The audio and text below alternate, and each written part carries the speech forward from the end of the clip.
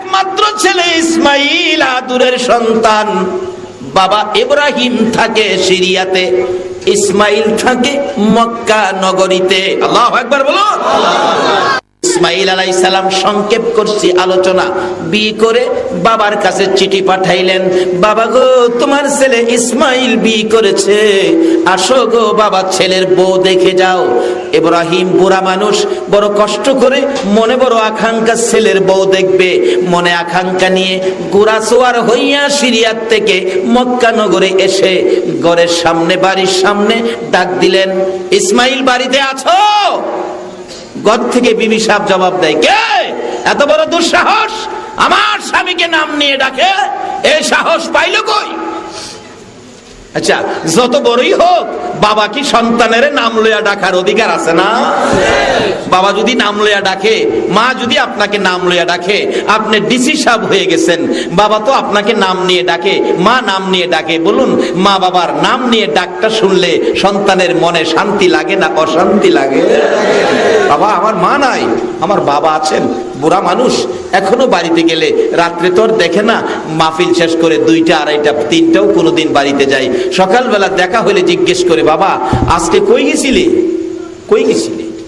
এই যে কথাটা কই, কই গেছিলে, মন কই যেন পোলাও কুরমা খাওয়াইলেও এই শান্তি আমার লাগবে না। বাবা যে জিগাই কই গেছিলে, এই কথাটার মধ্যে যে শান্তি পায়। আবার যখন বিকালবেলা বাড়ির থেকে বাহির হই, রাস্তায় দাঁড়িয়ে থাকে, জিগাই, বাবা আজকে কই যাবি? কই যাবি আজকে? পৃথিবীর এমন কোন ব্যক্তি নাই কই যাবি শব্দ দিয়ে আমাকে জিজ্ঞেস করবে। এসপিডিসি, মন্ত্রী, মিনিস্টার হলেও মাহফিলে বসে থাকে প্রধান অতিথি, স্টেজে উঠলে দাঁড়িয়ে যায়, জিজ্ঞেস করে, হুজুর কেমন আছেন, কেমন আছোস? এই কথা বলার অধিকার নাই। একজন ব্যক্তি বলতে পারে, সেটা হলো মা বাবা। ইব্রাহিম বাড়ির গেটে দাঁড়াইয়া ডাক দিলেন, ইসমাইল কে কোথায়? বাড়ির ভিতর থেকে জবাব দেন, বিবি সাহেব কে তুমি এত দুঃসাহস আমার স্বামী ইসমাইলকে নাম নিয়ে ডাকো? কোত্থেকে আসছো কে তুমি? বলছে, আমি একজন বুড়া মানুষ, বহু দূর থেকে আসছি ইসমাইলকে দেখার জন্য, ইসমাইলের বউ দেখার জন্য। ইসমাইল বাড়িতে নাই, বউ দেখা যাবে না, এখন অসুবিধা আছে। বাবা আমি বুড়া মানুষ আসছি। বুড়া মানুষ আসছো, আমার কিছু করার নাই। ইব্রাহিম আলাইহিস সালাম কষ্ট পাইলেন, ছেলের বউ দেখা হলো না। বাহির থেকে বলছে, বৌমা আমার ইসমাইল আসলে বইল, এই ঘরে যে বিবি আসছে গো, এই মেশিন খান বেশি সুবিধা না, এই মেশিনটা যেন বদলায়লা, এটা নাট বল্টু সমস্যা আছে। ঘরের চৌকাটটা ভালো না, এটা যেন বদলায়। চলে গেছে। কিছুক্ষণের মধ্যে এসে গেছেন ইসমাইল। ইসমাইল আলাইহিস সালাম ঘরের পাশে, ঘরের গেটের পাশে দাঁড়াইয়া চোখের পানি ছেড়ে দিয়া ডাকে, বিবি, বিবি গো, বাড়ির সামনে দিয়ে আমার বাবা ইব্রাহিমের গন্ধ পাওয়া যায়। বিবি গো, সত্য করে কো, আমার বাড়িতে আজকে কেউ আসছিল কিনা? বিবি ডাকতেছে, হ আসছিল, কি নাম তা জানি না, বুড়া একজন লোক আসছিল, তোমাকে নাম লইয়া ডাকে। কত বড় দুঃসাহস তার, কত বড় দুঃসাহস, তোমাকে নাম লইয়া ডাকে। বিবি গো, তাকে কি বসতে দেশ নাই? না না, বইতে দেই নাই। খাবার দেয় দেশ নাই, নাস্তা দেশ নাই, আপ্যায়ন করস নাই? না না, কিছুই করি নাই। তারপরে চলে গেছে, কি বলে গেছে? বিবি বলে, স্বামী যাওয়ার সময় বলেছে ঘরের চৌকাট ভালো না, ঘরের ব্যক্তিটা ভালো না, পাল্টানোর জন্য এই চৌকাট নাকি পাল্টাতেন বা স্বামী, আমি দেখি ভালো, লোকটা বলেছে ভালো না। বাহির থেকে ডাকতেছে, বিবি গো, যে আসছিল তাকে চিনতে পারস নাই গো বিবি, ইনি হলো আমার বাবা ইব্রাহিমের খলিল। হ্যাঁ বিবি, আমার বাবা ইব্রাহিমের মনে ব্যথা দিয়েছস। বাবা বলেছে চৌকাট ভালো নয়, চৌকাট নয়, তুই ভালো নয়, তোর মতো বিবি লইয়া আমি সংসার করব না, আমি ঘরে যাব না, এখন ঘর থেকে তুমি বেরিয়ে যাও। আমার বাবা বলেছে তুই ভালো না, বাবার কথাই সঙ্গে সঙ্গে আল্লাহর নবী ইসমাইল স্ত্রীকে ঘর থেকে বের করে দিলেন। অহংকার দিনের ছেলেরা বিবির কথাই মা বাবারে করতে বের করে দেয়, মা বাবারে বের করে দেয়। আখেরি নবীর উম্মত। তুমি জানো তুমি কেমন নবী পেয়েছো? তোমার চরিত্রে তো এই রূপ থাকার কথা না। এগুলি দূর করে নবীর আদর্শে আসো, এই নবীর উম্মতের খাতায় নাম লাগাও, নবীর উম্মত হও। নবী যা বলেছে এইগুলি আমল করো, মার সাথে ভালো ব্যবহার করো। মা বাবা কি হলে সন্তুষ্ট হবেন, কি খাইলে খুশি হবেন, বাড়িতে যাওয়ার সময় 5 টাকার সদাই হলেও মা বাবার হাতে নিয়ে দাও। বাবার আমি কি কথাগুলো বুঝাইতে পারতেছি? বের করে দিলেন বাবার কথায় স্ত্রী তালাক বের করে দিয়ে আবার বিয়ে করেছে, আবার চিঠি লিখছে, বাবা ইব্রাহিম ইসমাইল বিয়ে করেছে বাবা গো, আবার এসে ছেলের বউটা দেখে যাও, এই বউটা চৌকাটটা ভালো দেখে যাও। ইব্রাহিম আলাইহিস সালাম বলছে বড় বিবি সাহারাকে, সাহারা আমার ছেলে ইসমাইল বিয়ে করেছে, বহুদিন যাবত ইসমাইলের সাথেও দেখা হয় না, বাবার তো মন চায় সন্তান দেখতে। ওদিন কিতাবে দেখি এক সন্তান বাবার কবরের পাশে দিয়ে হাইটা যাইতেছে, কিন্তু বাবার জন্য একটু দোয়াও করলো না। বাবা ছেলেটা কবর ফাঁস করে যাওয়ার পরে কবর থেকে ডাকতেছে, কিরে বাবা, ও আদুরের ছেলে, তুই কেমনে চলে গেলি আমার জন্য কিছু না বলে? তুই যদি আজকে কবরও থাকতি, আমি বাবা কি তোর জন্য দোয়া না করে যাইতে পারতাম? তুই তো আমার জন্য দোয়া না করে চলে গেলি। অনুমতি দাও, আমি মক্কায় যাব, আমি আমার কলিজার টুকরা ইসমাইলকে দেখব, বিয়ে করেছে আবার শুনেছি বউ দেখব। সাহারা বলেন না না, যেতে দিব না। ইব্রাহিম বারবার বলছে না, আমি আমার ইসমাইলকে দেখব, ছেলের বউটা দেখব। সাহারা বলেন অনুমতি দিতে পারি, দরজায় যাইয়া গোরাত থেকে নামতে পারবা না। ও স্বামী ইব্রাহিম, গোরাত থেকে নামতে পারবা না, গোরাত থেকে এক নজর দেখে আবার সাথে সাথে চলে আসতে হবে। ইব্রাহিম বলেন বিবি গো, বাধা দিও না, যাও যাও, কথা দিলাম গোরাত থেকে মাটিতে পাও রাখবো না, আমি এক নজর দেখে চলে আসব। আবার বুড়া মানুষ সিরিয়ার থেকে কষ্ট করে মক্কায় গিয়ে ইসমাইল আলাইহিস সালামের ঘরের গেটে দাঁড়াইয়া ডাক দিলেন, ইসমাইল বাড়িতে আছো? ইসমাইল, আল্লাহর খেলা বোঝা যায় না। ওই দিনও ইসমাইল আলাইহিস সালাম বাড়িতে ছিলেন না, ঘরে ছিলেন না। নতুন বিবি ডাক দিলেন, কে গো তুমি? আমার স্বামীকে ইসমাইল বলে ডাকো। কে তুমি? তোমার পরিচয় দাও। জবাব দিলেন, তুমি কি ইসমাইলের স্ত্রী? হ্যাঁ, আমি হলাম ইসমাইলের বাবা ইব্রাহিম খলিল। বাবা গো, তুমি কি আমার স্বামীর বাবা লাগো? হ্যাঁ বাবা, তুমি কি ইব্রাহিম খলিল? মা, আমি ইব্রাহিম খলিল। ইসমাইল আসলে বইল, তোমার বাবা আসছিল বহু দূর থেকে কষ্ট করে, তোমাকে দেখার জন্য দেখা হলো না, আমি চলে যাইতেছি গো বউ। বৌমা বাহির হইয়া ডাকতেছে, তুমি কেমন নিষ্ঠুর বাবা গো, তুমি কেমন নিষ্ঠুর ইব্রাহিম গো, ছেলে বাড়িতে নাই, ছেলের বউ তো বাড়িতে আছে। বাবা তোমাকে যেতে দিব না গো বাবা। গোড়ার সামনে যাইয়া দাঁড়াইয়া চোখের পানি ছেড়ে দিছে, কেমন নিষ্ঠুর গো, তুমি এখান থেকে চলে যাইবা, এই কষ্টের ছেলের বাড়ির থেকে খালি মুখে যাইবা, এটা তো সম্ভব হয় না। বাবা গো, তোমার 2টা পায়ে দড়ি গো বাবা, গোড়ার থেকে নামেন, ঘরে আসেন। ইব্রাহিম আলাইহিস সালাম এইটুকুন আবদার, এইটুকুন ব্যবহারে খুশি হইয়া ডাকতেছে, বৌমা আমি তো তোমার বড় শাশুড়ির কাছ থেকে গোড়ার থেকে নামবো না কথা দিয়ে আসছি, মাটিতে পাও রাখতে পারবো না কথা দিয়ে আসছি, আল্লাহর নবীদের কথা তো মিথ্যা হবে না। এবার ইব্রাহিম আলাইহিস সালাম এইভাবে বুঝাইলে বৌমা ডাকতেছে, বাবা গো আমি আপনাকে যেতে দিব না গো বাবা, কিছু খেদমত না করে যেতে দিব না, মাটিতে পাও দিতে হবে না গো বাবা, আমার শাশুড়ির কথাও সত্য থাকবে, আপনিও সত্য থাকবেন।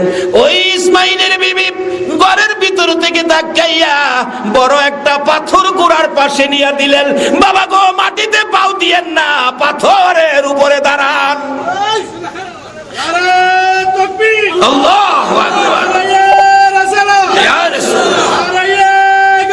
ইয়া রাসূল, ইয়া মিলাদুন নবী জিন্দাবাদ, আলহাজ মুবাদ্দাল হোসেন চৌধুরী সাহেব জিন্দাবাদ।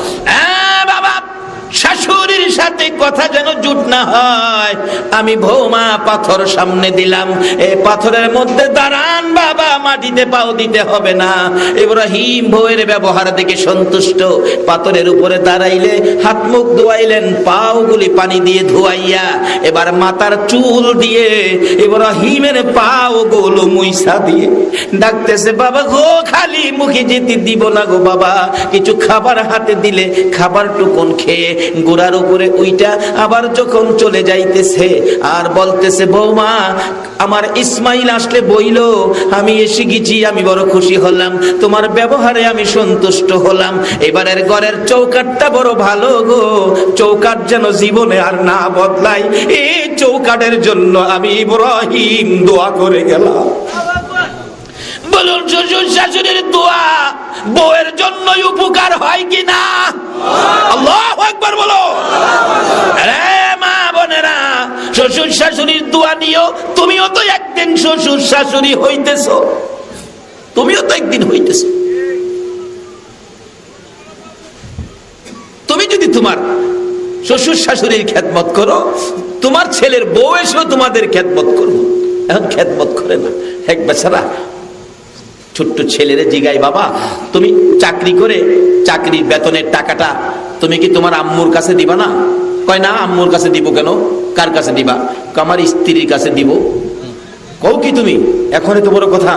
আব্বু রাগ হইেন না, আপনি তো চাকরির টাকা আমার দাদুর কাছে দেন নাই, আপনি তো আপনার স্ত্রীর কাছে দেন, তাই আমিও আমার স্ত্রীর কাছে নেব।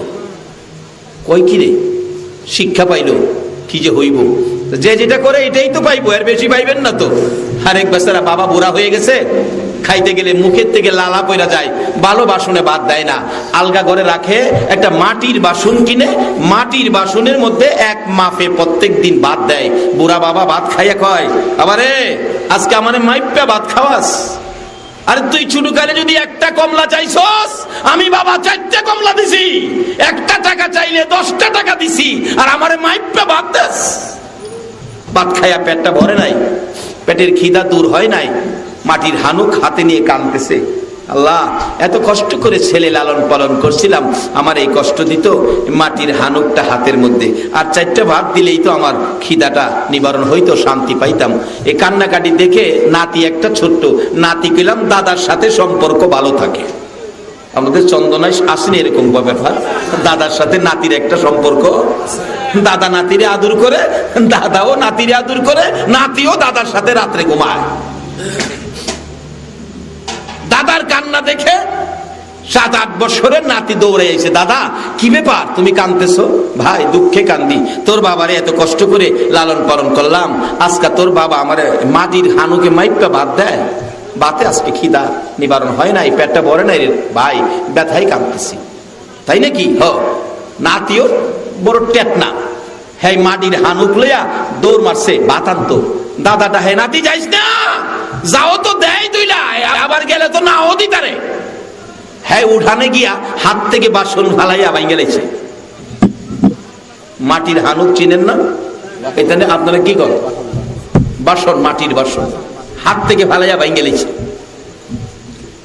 বাইঙ্গা হায় উঠানে গড়াগড়ি করে কাঁদতেছে, হায় হায় কি করলাম, বাবা মারবো, মা মারবো, দাদায় কাঁদতেছে, মাটির বাসন ভাঙে গেলেছি। মা দৌড়াই আইছে, আরে বেটা কি হয়েছে? দাদার বাসন ভেঙে গেলেছি। বেটা এটা 5 টাকার কিনা বাসন, বাংশ তোর কান দিব নাকি? একটা বাংশ 10টা কিনা লই আমু। এরপরে হ্যাঁ কান্দে আর বাসনের অংশগুলো জমা করতেছে। আবার বাবা আইছে দৌড়ে, আরে কি হয়েছে? আয় কোলে আয়। কয় না, দাদার বাসন ঠিক করতেইব, বাসন ভেঙে গেলেছি। আর এটা মাটির বাসন, একটা বাংশ 10টা কিনে আনমু, এটা লেগে কানতে হইব। বাবা আয় কোলে আয়, কোলে আয়। না বাবা সর্বনাশ করছি। আরে কি তোর এরকম বাসনটা কি দরকার? বাবা বাসনটা দরকার, আরেকটা কিনে আনতারবেন, এই বাসনটা তো পাইতাম না, তে এইটাতে তুই কি করবি? বাবা আপনার বাপেরে যেই বাসনে যেই মাফে ভাত দিছিলেন, আমিও বড় হইয়া এই বাসনটার মধ্যে এই মাফে আপনারে ভাত দিলাম বলে, আমিও এই মাফে এই বাসনে ভাত দিলাম বলে কানতেছি, বাসনটা যে ভাঙে লাইছি, আপনারে কোন মাফে ভাত খাওয়ামু? যা করবেন তাই পাবেন, এর ব্যতিক্রম আশা করেন না।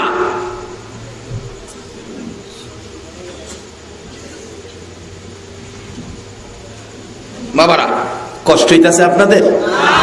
এই রোগগুলি দূর করেন। সবচেয়ে বড় রোগ হলো আমাদের এটা, মা বাবার সাথে ব্যবহার খারাপ করে নামাজ রোজা হজ যাকাত মুফতি মুহাদ্দিস মুফাসসির মক্কা মদিনার ইমাম হইয়াও জান্নাতে যাওয়া হবে না। বলতেছিলাম ইব্রাহিম পুত্রবধূর জন্য দোয়া করে রওনা হয়ে গেলেন, বড় বিবির সাথে কথা দিয়ে আসছেন, দেরি করা যাবে না। ইব্রাহিম ভাগ্যক্রমে বিদায় হয়ে কিছু দূর যাওয়ার পর আবার ইসমাইল আলাইহিস সালাম বাড়িতে এসে গেছে। বাড়ির পাশে দাঁড়াইয়া চোখের পানি ছেড়ে ছেড়ে আবারও ডাকতেছে, বিবি বিবি গো, আমার বাড়ির সামনে আজকে কি কোনো মেহমান আসছিল? এই বাড়ির সামনে দিয়ে আমার বাবা ইব্রাহিমের গন্ধ আমার নাকে লাগতেছে। আমার মন কয় আমার বাবা ইব্রাহিম বুঝি আসছিল। বিবি গো, কোনো মেহমান আসছিল কিনা? বিবি ডাকতেছে, স্বামী গো, ঘরের ভিতরে আসো গো, সুন্দর খবর শোনো। কি খবর শুনবো? ও স্বামী, একজন বুড়া মানুষ যার নাম ইব্রাহিম, উনি নাকি আপনার বাবা। উনি আসছিল, ঘোড়ার থেকে নামতে চায় না, আমি পায়ে ধরে বাবারে নামাইছি। কই রে আমার বাবা?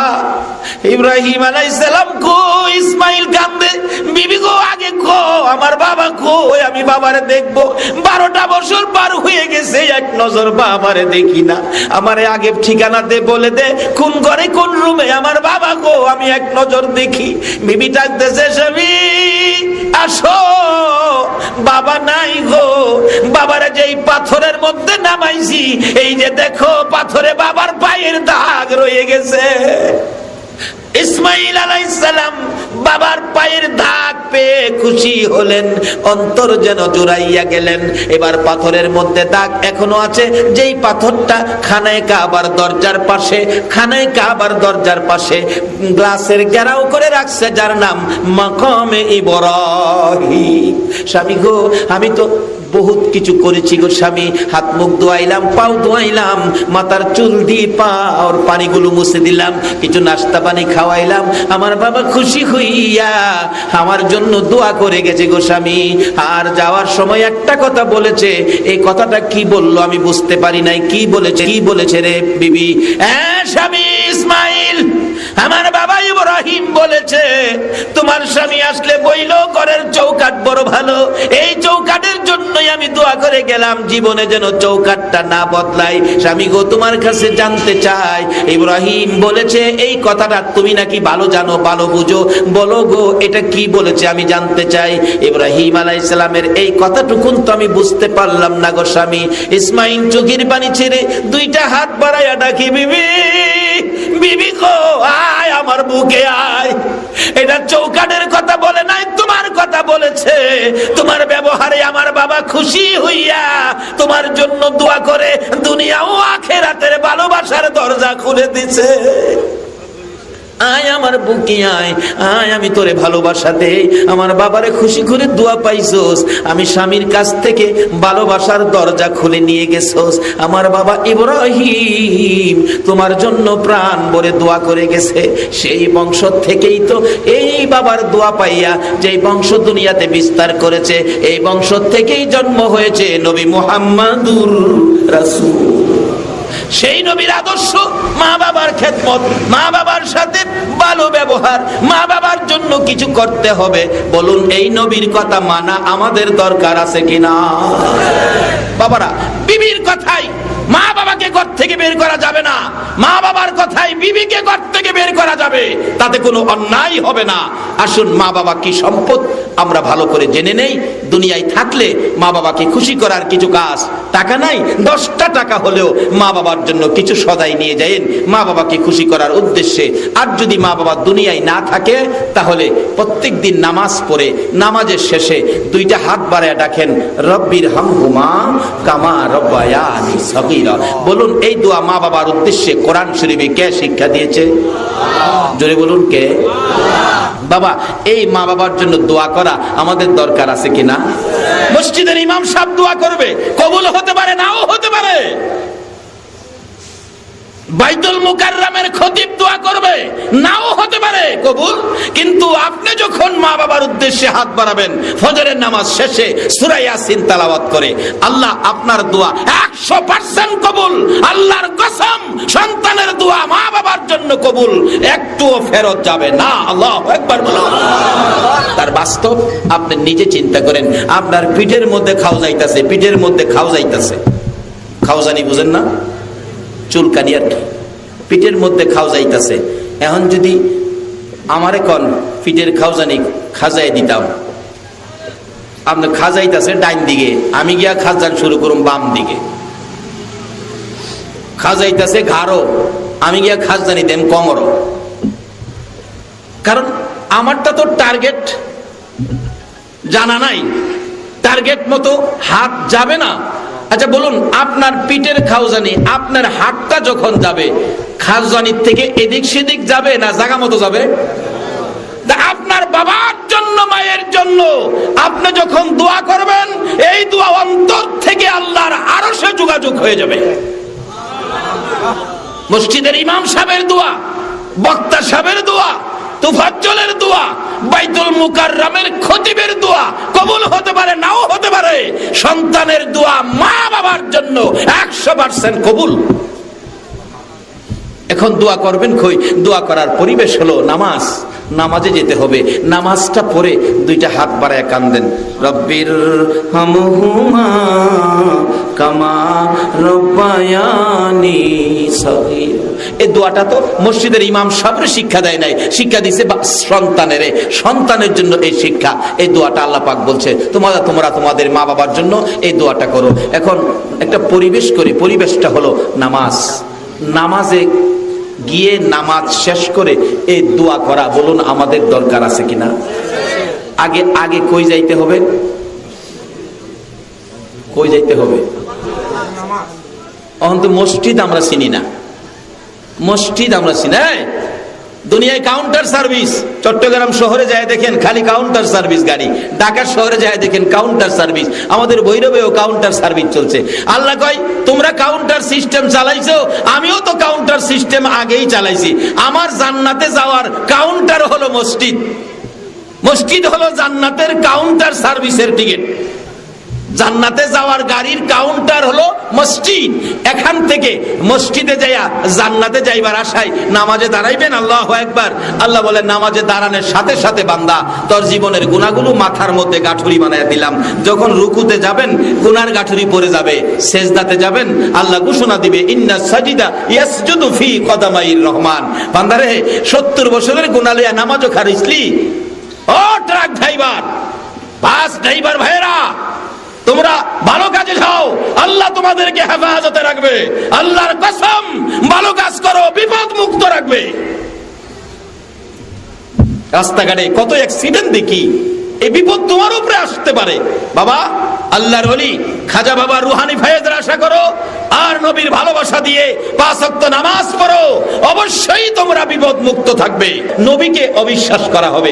নবীকে যদি কেউ অবিশ্বাস করে, বলুন তার ঈমান আছে? এক সাগরে পানি, এক লোডার ভিতরে মাছগুলি শুকনায় পরে ছটফট করতেছে, এমনকি মার স্তনের দুধ পর্যন্ত শুকিয়ে গিয়েছিল। গাভীর দুধ নাই, মার স্তনে দুধ নাই, কান্নাকাটি শুরু হয়ে গেছে। হগল হিন্দুরা মিলে গেছে, খাজা বাবা ভুল করেছি মাফ করে দেন, আর পড়িয়ে দেন লা ইলাহা ইল্লাল্লাহু মুহাম্মাদুর। এই কেরামতি দিয়ে, বেলায়েতের শক্তি দিয়ে, নবীর প্রেম ভালোবাসা আদর্শ দিয়ে 90 লক্ষ হিন্দুকে কালিমা পড়ায়া খাজা বাবা মুসলমান করেছে। একদিনও বোমা মারে নাই, আর এখন তো বোমা মারা শুরু হয়েছে। বোমা মারা ইসলামের আদর্শ নয়, বোমা মারা ইসলাম নয়। ইসলাম বোমা মারার ধর্ম নয়। আমরা বোমা মারার পক্ষে নয়, আমরা বোমা যারা মারবে তাদের পক্ষে থাকতে রাজি না। কি বলেন? ঠিক আছে? আল্লাহ কবুল করুক, সকলে বলুন আমিন। আসুন আমরা নামাজি হই, খাজাকে ভালোবাসি, নবীর প্রেম মহব্বত অন্তরে রাখি, মা বাবার সাথে ভালো ব্যবহার করি দুনিয়ায় থাকলে, আর কবরে গেলে মা বাবার জন্য দোয়া করি। সেই দোয়াও আল্লাহ নিজে শিখাইছেন। কেন করতে হবে? আমরাও যে একদিন কবরে যাব। রাসূল বলেছেন, কাফা বিল মাউতি ওয়াইজান, একটা ওয়াজ যথেষ্ট, তোমরা তোমাদের মৃত্যুর কথা স্মরণ করো। বলুন, আমাদের এই দেহের ঘরে একদিন মৃত্যুর তুফান আসবে কিনা? এই মৃত্যুর তুফান আসার আগে আসুন আমরা নিজেকে পরিষ্কার রাখি, মা বাবার খেদমত করি। যদি মা বাবা দুনিয়ায় না থাকে, নামাজি হয়ে নামাজ পড়ে হাত বাড়ায়া দোয়া করি, আল্লাহ মা বাবাকে মাফ করো, মা বাবার কবরে শান্তির ফাইসালা করো। সন্তানের দোয়া কবুল করে মা বাবার কবর আল্লাহ জান্নাতের বাগান বানিয়ে দিবেন। আসুন, রাত্র শেষ হয়ে গেছে, আমরা যে নবীর উপর আল্লাহ নিজে ফেরেশতাদেরকে নিয়ে 24 ঘন্টা দুরূদ ও সালাম পাঠ করে, সেই নবীর উপর দুরূদ ও সালাম পাঠ করতে আপনারা কি রাজি আছেন? এ ব্যাপারে কারো কোনো আপত্তি নাই তো? আসুন একটু দুরূদ ও সালাম মদিনা পাঠাই। ইয়া নবী সালাম আলাইকা ইয়া রাসূল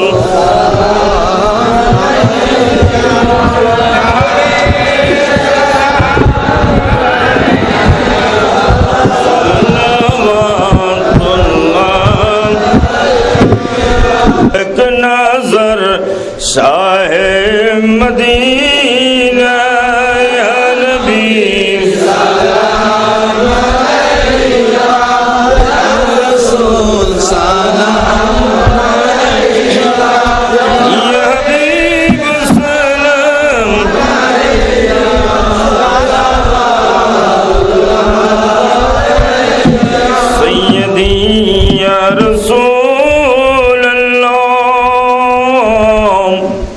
वसल्लम अलैका या हबीब अल्लाह का गिरने वालों को उठा लो, मरने वालों को बचा लो, कैद से हमको छुड़ा लो, अहमदी नाम में बुला लो, या नबी सलाम अलैका या रसूल सलाम अलैका या हबीब सलाम अलैका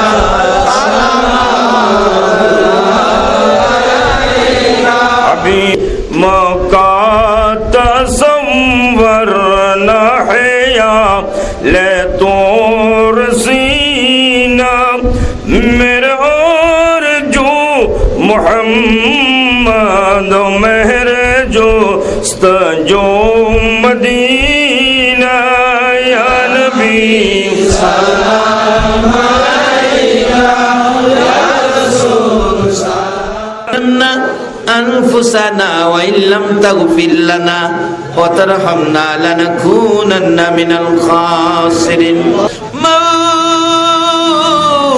মাবুদ গো, আমরা যারা হাত বাড়াইছি আজকের এই মাহফিলে, আমি নামাজি বুঝি না, বেনামাজি বুঝি না, নেককার বুঝি না, গুনাহগার বুঝি না, মেয়ে বুঝি না, পুরুষ বুঝি না, যুবক বুঝি না, বুড়া বুঝি না, এই মাহফিলে আজকে যারা হাত বাড়াইছে গো আল্লাহ, আমাকে সহ সকলের জীবনের গুনাহগুলো ক্ষমা করে দাও।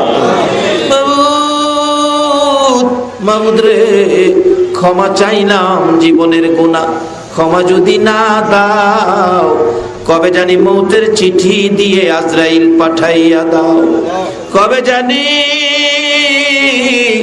বড়ি পাতার গরম পানির গোসল হইয়া যায়, কবে জানি জানাজার নামাজের কাতারের সামনের মেহমান হইয়া যায়, কবে জানি চারজনে কাঁধে লইয়া মাটির গোল অন্ধকার কবরে নিয়ে যায়। ওই দিন আসার আগে আমরা যারা হাত বাড়াইছি গো আল্লাহ, ঘুরাইও না, ফিরাইও না, তুমি যদি ফিরাইয়া দাও আমরা কার কাছে যাব গো আল্লাহ? এই মুহূর্তে আমাদের তামাম জিন্দেগীর গুনাহগুলো ক্ষমা করে দাও আল্লাহ গো। জীবনের গুনাহ ক্ষমার আসার দরখাস্তের পর আরেকটা দরখাস্ত করি, তুমি কিন্তু রাগ হইও না। তুমি যদি রাগ হও তোমার বান্দার মনের দুঃখ কই যাইব গো আল্লাহ?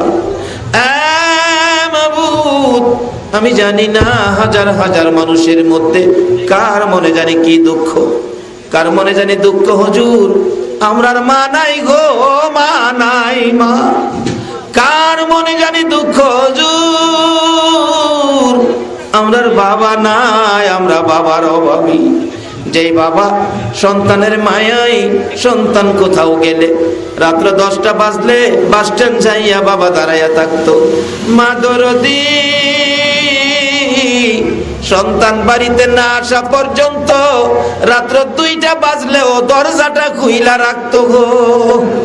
এই ঘরের দরজা কার জানি চিরতরে বন্ধ হয়ে গেছে রে আল্লাহ। আর